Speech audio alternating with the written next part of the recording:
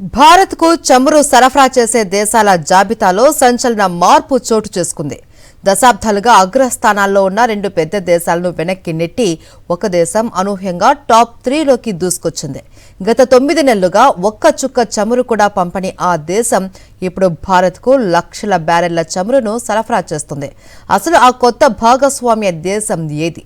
ఎందుకు ఒక్కసారిగా భారత్కు కీలక సరఫరాదారుగా మారింది? సౌదీ అరేబియానే వెనక్కు నెట్టిన కొత్త చమురు దేశం కథ ఏంటి?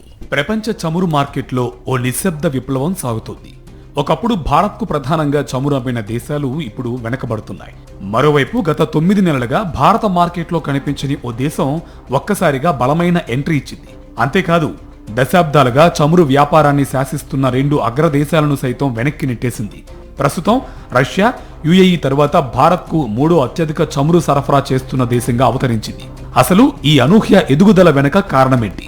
ఎందుకు భారత్ రిఫైనరీలు ఒక్కసారిగా ఆ దేశం వైపు మొగ్గు చూపుతున్నాయి? ఆ దేశమే వెనుజులా. మే నెలలో రోజుకు 4,17,000 బ్యారెళ్ల ముడి చమురును భారత్కు సరఫరా చేస్తూ 3వ అతిపెద్ద సప్లయర్గా నిలిచింది. ఏప్రిల్లో ఇది 2,83,000 బ్యారెళ్లుగా ఉండగా అంతకుముందు 9 నెలల పాటు ఒక్క బ్యారెల్ కూడా భారత్కు రాలేదు. అయితే మధ్య ఆసియా సంక్షోభం, ఇరాన్ సరఫరాలు నిలిచిపోవడం, హర్మూజ్ జలసంధి అనిశ్చితి వంటి పరిణామాల మధ్య భారత రిఫైనరీలు ప్రత్యామ్నాయ వనరుల కోసం వెతికాయి. అదే సమయంలో తక్కువ ధరకు లభిస్తున్న వెనిజులా చమురు వారికి ఆకర్షణీయంగా మారింది. ముఖ్యంగా రిలయన్స్, జామ్నగర్ వంటి అత్యాధునిక రిఫైనరీలు ఈ హెవీ క్రూడ్ ను సమర్థవంతంగా ప్రాసెస్ చేయగలగడం కూడా కీలకంగా మారింది. ఈ పరిణామాలతో ఒకప్పుడు భారత్కు 3వ అతిపెద్ద చమురు సరఫరాదారుగా ఉన్న సౌదీ అరేబియా 4వ స్థానానికి పడిపోయింది. ఏప్రిల్లో 6,70,000 బ్యారెళ్లు సరఫరా చేసిన సౌదీ మేలో 3,40,000 బ్యారెళ్లకే పరిమితమైంది. విశ్లేషకుల ప్రకారం అధిక ధరలే సౌదీకి మైనస్గా మారాయి. మరోవైపు ఇరాన్, ఇరాక్ సరఫరాలు తగ్గిపోవడంతో భారత్ తన చమురు దిగుమతి మ్యాప్ను పూర్తిగా మార్చుకోవాల్సి వచ్చింది.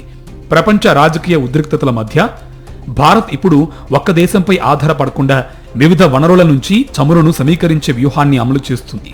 ఆ వ్యూహంలో తాజాగా అతిపెద్ద లబ్ధిదారుగా వెనిజులా అవతరించింది.